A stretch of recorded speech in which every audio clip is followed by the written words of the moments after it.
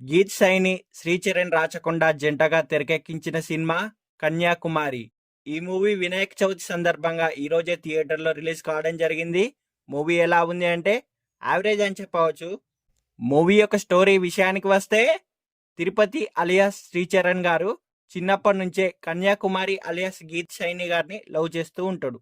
అయితే తిరుపతికి రైతు అవ్వాలని, వ్యవసాయం చేయాలని ఇష్టం. కన్యాకుమారికి మాత్రం పెద్ద సాఫ్ట్వేర్ ఇంజనీర్ అవ్వాలని కల. తిరుపతి మాత్రం చిన్నప్పుడే చదువు మానేసి రైతు అవుతాడు.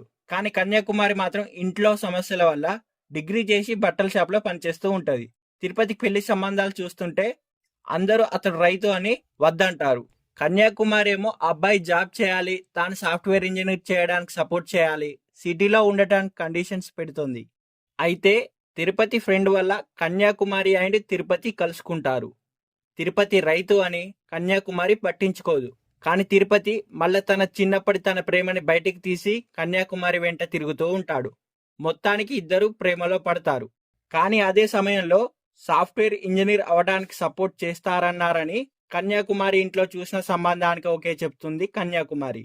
తన కోసం వ్యవసాయం మానేసి ఇష్టం లేకపోయిన తిరుపతి జాబ్లో కూడా జాయిన్ అవుతాడు. చివరికి వీరిద్దరి ప్రేమ నిలబడిందా? మరి తిరుపతి జాబ్ మానేసి మళ్ళీ వ్యవసాయానికి వెళ్ళాడా? కన్యాకుమారి సాఫ్ట్వేర్ ఇంజనీర్ అయ్యిందా? కన్యాకుమారి ఓకే చేసిన సంబంధం ఏమైంది? ఇవన్నీ తెలియాలంటే మనం మూవీ చూడాల్సిందే.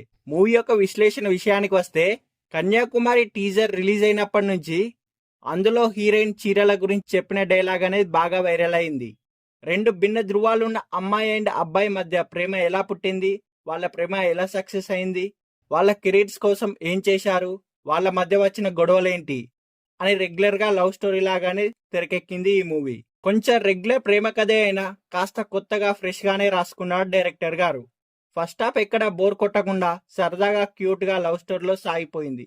అయితే సెకండ్ హాఫ్ మిడిల్ నుంచి మాత్రం సినిమా ఎప్పుడైపోతుందా అని ఎదురు చూస్తాం. అయిపోయినట్టుగానే క్లైమాక్స్ సీన్ లాగానే ఉంటుంది, కానీ క్లైమాక్స్ కాదు. ఎండింగ్ కాస్త పర్ఫెక్ట్గా సింపుల్గానే రాసుకున్నాడు డైరెక్టర్ గారు. ఎక్కడా కూడా కామెడీ అనేది వర్కౌట్ కాలేదు ఈ మూవీలో.